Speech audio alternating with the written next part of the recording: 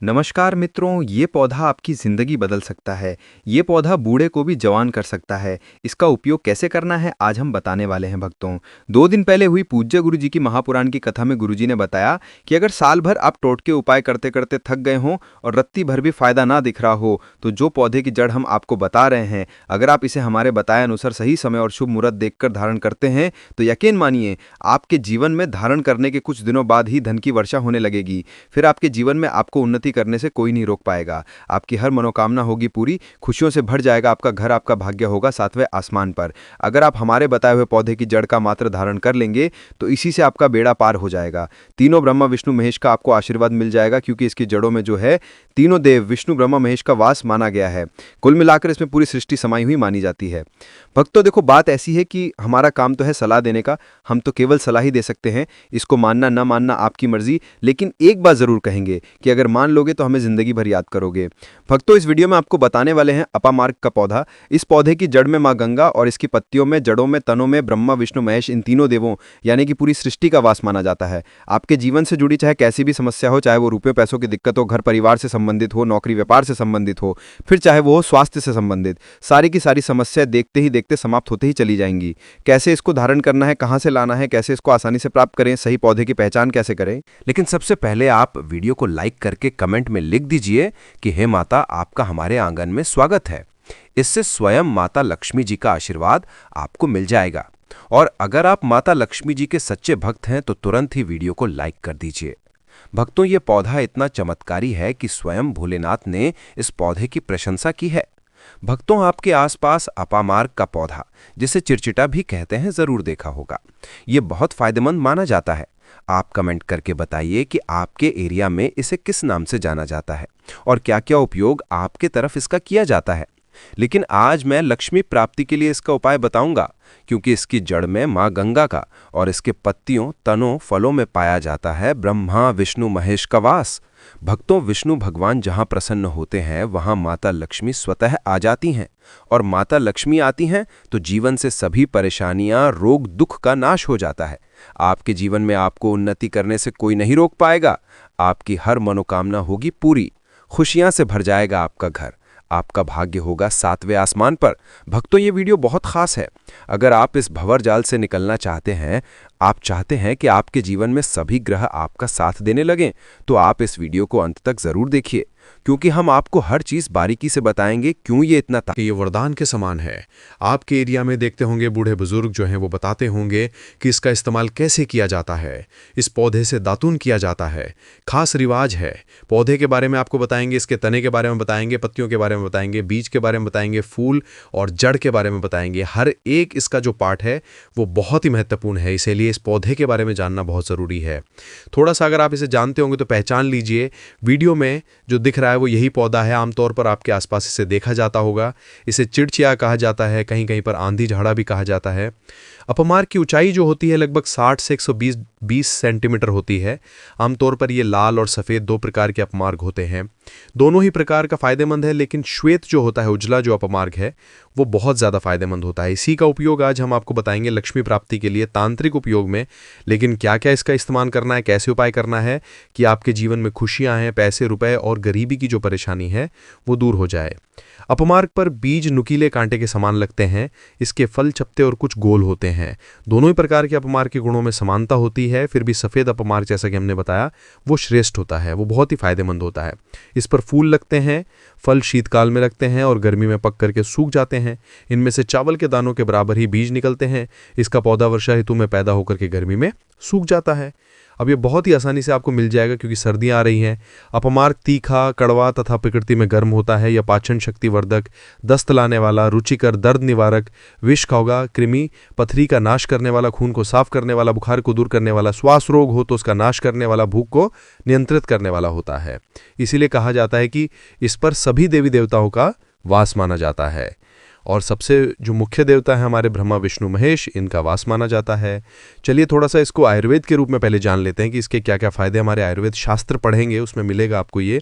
और हम ये जानकारी कोई भी आपको अपनी तरफ से नहीं दे रहे हैं भक्तों, ये शास्त्रों में वर्णित जानकारी दे रहे हैं। भक्तों, अब बात करते हैं कि आपके जीवन में अगर परेशानियां हैं, धन की दिक्कत है, तो वो कैसे दूर होगी। लेकिन सबसे पहले बीमारियों को दूर करने के बारे में जान लीजिए और हम सत्य कह सकते हैं कि इसमें से कोई ना कोई उपयोग आपके आसपास के लोग भी जानते होंगे, आपके एरिया में भी किया जाता होगा। आपके जो बूढ़े बुजुर्ग होंगे वो जानते होंगे इस पौधे का उपयोग कैसे किया जाता है। और तो और हम आपको शुरू से ही बता रहे हैं कि इस पर सभी देवताओं का निवास होता है। अगर शनि की 7.5 से आप परेशान हैं तो भी वो दूर हो जाता है। भक्तों, आप जानते होंगे कि शनि की 7.5 जिस पर हो जाती है उसके जीवन में कभी सफलता नहीं आती है। उसको बहुत दिक्कतों का सामना करना पड़ता है, मुश्किलों का सामना करना पड़ता है। तो ये शनि की 7.5 को भी मिटा देता है, क्योंकि इस पर ब्रह्मा, विष्णु, महेश का वास पाया जाता है। इसीलिए बहुत ही शक्तिशाली पौधा है। कहा जाता है कि समुद्र मंथन के बाद जब देवता और दानवों में युद्ध चल रहा था, उस समय पर जो अमृत की कुछ बूंदें धरती पर गिरी थीं, वो बूंदें इसी पौधे पर गिरीं। इसीलिए ये अमृत के समान फायदेमंद है। अब बात करते हैं हम आपके लिए कि इसका कौन सा वो तांत्रिक प्रयोग है जो आपके जीवन को बदल करके रख देगा। तो क्या करना है आपको? अपामार्ग लाना है। सबसे पहले तो अपामार्ग को जड़ से पूरा उखाड़ लेना है। ध्यान रखिए क्या करना है, अपामार्ग को जड़ से पूरा उखाड़ना है। इसके बाद इसको सुखा देना है। जी हाँ दोस्तों, इसको सुखा देना है। सूख जाने के बाद क्या करना है आपको? इसको जला लेना है। जला कर करके इसकी जो राख बनेगी उसे लाल कपड़े में बांधना है। क्या क्या सुखाना है आप ध्यान रखिएगा। इसके जो फल लगा हुआ हो वो फल भी उसी में हो, पत्तियां हो, जड़ हो, पूरी की पूरी जड़ होनी चाहिए। जड़ को थोड़ा सा हरा काट लीजिएगा, जब हरा रहे सूखे तभी ही काट लीजिएगा, उसको जलाइन रख लीजिएगा। इसके बाद इसको पूरा जला दीजिएगा। जलाने के बाद उस राख को क्या करना है आपको? लाल कपड़े में बांध लेना है और उसमें एक जो कौड़ी होती है, जो माता लक्ष्मी के लिए कौड़ी बहुत ही शुभ मानी जाती है, उसको रख दीजिएगा। अब इस लाल कपड़े में आपको गांठ बांध देनी है और इसको ले जाकर के एक लोटे में भरना है। अगर तांबे का छोटा लोटा है तो अच्छी बात है, नहीं तो मिट्टी के लोटे में आप इसको भर दीजिएगा और उसको लाल कपड़े से ढक दीजिएगा। लाल कपड़े से ही बांधें, इस बात का विशेष रूप से ध्यान रखिएगा। देवी माँ के सामने रख करके, माता लक्ष्मी के सामने रख करके, भगवान विष्णु के सामने रख करके आपको ओम नमो भगवते वासुदेवाय, ओम नमो भगवते वासुदेवाय इस मंत्र का 121 बार जाप करना है। ओम नमो भगवते वासुदेवाय। बोलिएगा, लक्ष्मी माता को प्रणाम कीजिएगा, मन से आत्मा से प्रणाम कीजिएगा। सभी देवी देवताओं को, जिस भी देवी देवता को आप प्रणाम करना चाहते हैं उनको कीजिएगा और कमेंट में उस देवी देवता का विशेष कृपा पाना चाहते हैं तो नाम लिख दीजिए। और उस देवी देवता को करने के बाद आपको क्या करना है? मन से आपको क्षमा मांगनी है कि हे प्रभु, हे ईश्वर, मुझसे जीवन में जो भी गलतियां हुई हो, जो भी मुझसे भूल हुई हो, जाने अनजाने में, उसको क्षमा करें और मेरे जीवन को बदल दें। मेरे जीवन से परेशानियों को दूर कर दें, मेरी आर्थिक समस्याओं को दूर कर दें। मेरे जीवन में जो भी कठिनाइयां हैं या जो आपकी इच्छा है वो बोल दे माता रानी से, वो बोल दे भगवान विष्णु से, आपके जीवन की परेशानियां दूर होने लगेंगी। खास बात यह है कि जिस पर भगवान विष्णु प्रसन्न होते हैं उसको दोनों लोक सुधर जाता है, यानी कि इहलोक और परलोक दोनों सुधर जाता है। यहाँ तो आपको माता लक्ष्मी की कृपा मिलती है इसलिए यहाँ का जीवन सुधरता है, लेकिन परलोक में बैकुंठ धाम मिलता है आपको भगवान विष्णु की कृपा होने की वजह से। तो इसीलिए बहुत ही पावरफुल ये उपयोग है। बृहस्पतिवार का दिन भगवान विष्णु को समर्पित होता है और इस दिन किए गए विशेष उपायों से जीवन में सुख, शांति और समृद्धि प्राप्त होती है। यह दिन मां लक्ष्मी को प्रसन्न करने के लिए अत्यंत शुभ माना जाता है, जिससे जीवन की कठिनाइयां और परेशानियां दूर होती हैं। यदि आप इस दिन कुछ विशेष उपाय करते हैं तो निश्चित रूप से आपको इसके सकारात्मक परिणाम देखने को मिलेंगे। इस दिन पीले वस्त्र धारण करना, भगवान विष्णु की पूजा करना और पीले फूल अर्पित करना अत्यधिक शुभ माना जाता है। साथ ही यदि आप पीली वस्तुओं का दान करते हैं या पीले रंग के मिष्ठान का वितरण करते हैं तो इससे भगवान विष्णु और माता लक्ष्मी की कृपा प्राप्त होती है, जिससे जीवन की अनेक बाधाएं दूर हो जाती हैं। भगवान विष्णु के मंत्र अत्यधिक शक्तिशाली होते हैं और इन्हें जाप करने से नकारात्मक ऊर्जा समाप्त होती है तथा सकारात्मक ऊर्जा का संचार होता है। इस दिन विशेष रूप से एयूएम नमो भगवते वासुदेवाय मंत्र का जाप करना अत्यंत फलदायी होता है। ये मंत्र भगवान विष्णु का प्रिय मंत्र है और इसे विधि पूर्वक जपने से जीवन में आने वाली रुकावटें समाप्त हो जाती हैं।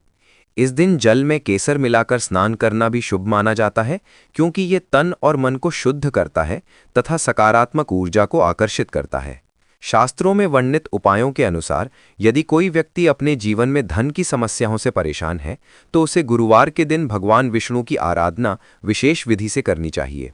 इस दिन अपामार्ग के पौधे का उपयोग भी बहुत प्रभावी माना गया है। अपामार्ग, जिसे चिड़चिड़ा के नाम से भी जाना जाता है, केवल एक साधारण पौधा नहीं है, बल्कि ये आध्यात्मिक और औषधीय गुणों से भरपूर होता है। धार्मिक मान्यताओं के अनुसार इस पौधे की जड़ में मां गंगा का वास होता है, जबकि इसके पत्तों, तनों और फलों में भगवान ब्रह्मा, विष्णु और महेश निवास करते हैं। इसलिए इसे धार्मिक अनुष्ठानों में प्रयोग करना अत्यंत शुभ माना जाता है। यदि आप अपामार्ग का प्रयोग धन प्राप्ति के लिए करना चाहते हैं तो इसका एक विशेष उपाय किया जा सकता है। सबसे पहले इस पौधे को पूर्ण श्रद्धा के साथ घर लाएं और इसे अच्छे से साफ करें। इसके बाद इसकी जड़ को लाल कपड़े में लपेटकर अपने पूजा स्थल पर स्थापित करें। फिर दीप जलाकर भगवान विष्णु और माता लक्ष्मी का ध्यान करें और एयूएम महालक्ष्मय्य नमः मंत्र का 11 बार जाप करें। ऐसा करने से महालक्ष्मी की कृपा प्राप्त होती है और आर्थिक समस्याएं दूर होती हैं।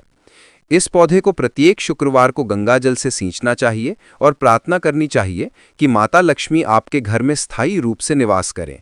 ये उपाय करने से आपके घर की आर्थिक स्थिति में सुधार होगा, धन का प्रवाह बढ़ेगा और जीवन में स्थिरता आएगी।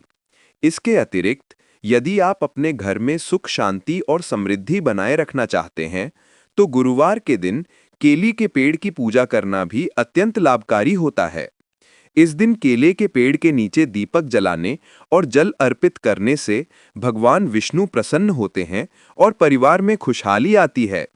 इस दिन भोजन में चने की दाल और गुड़ का सेवन करना तथा जरूरतमंदों को इनका दान करना भी शुभ माना जाता है।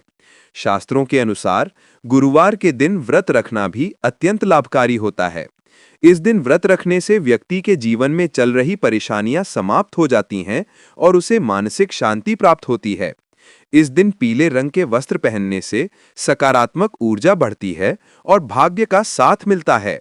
यदि आप शिक्षा, करियर या व्यापार में उन्नति चाहते हैं तो इस दिन भगवान विष्णु की विधिवत पूजा करें और उन्हें पीले फूल एवं चने की दाल का भोग लगाएं। गुरुवार के दिन किए गए ये उपाय आपके जीवन में सुख, समृद्धि और सफलता लाने में सहायक होते हैं। यदि आप इन उपायों को पूरी श्रद्धा और विश्वास के साथ करते हैं तो निश्चित रूप से आपको भगवान विष्णु और माता लक्ष्मी की कृपा प्राप्त होगी। धन्यवाद।